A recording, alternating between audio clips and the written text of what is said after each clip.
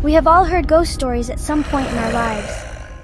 A creaking door in a dark room of an old house, a fleeting shadow in the middle of a room for a split second, or a strange sound in the dead of night.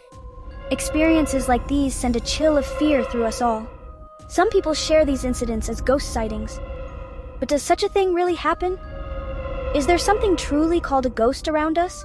Or are these ghost stories all just a figment of imagination? Let's take a look at what science has to say about the terrifying feeling of seeing a ghost.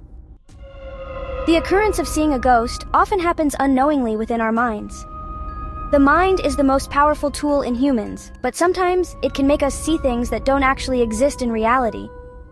One such phenomenon is called a condition where our brain makes us see something that is unreal but looks odd. For instance, seeing a face in the clouds or spotting a shadow in the dark. This happens especially when someone is alone in the dark, and their mind tricks them into believing they've seen something vague and strange.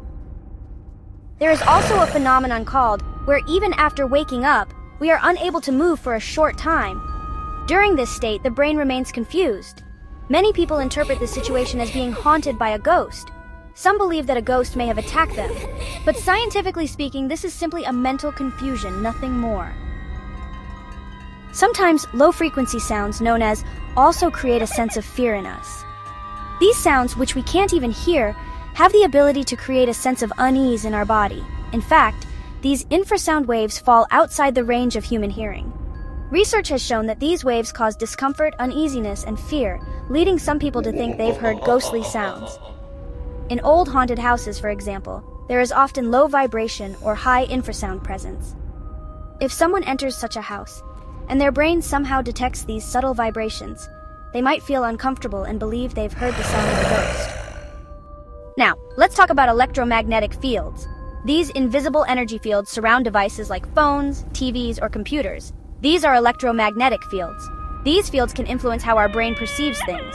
High levels of electromagnetic fields can make us see things that aren't really there. Studies have found that old, haunted houses often have high levels of electromagnetic fields, which can lead our brain to perceive strange things as if they were ghostly occurrences.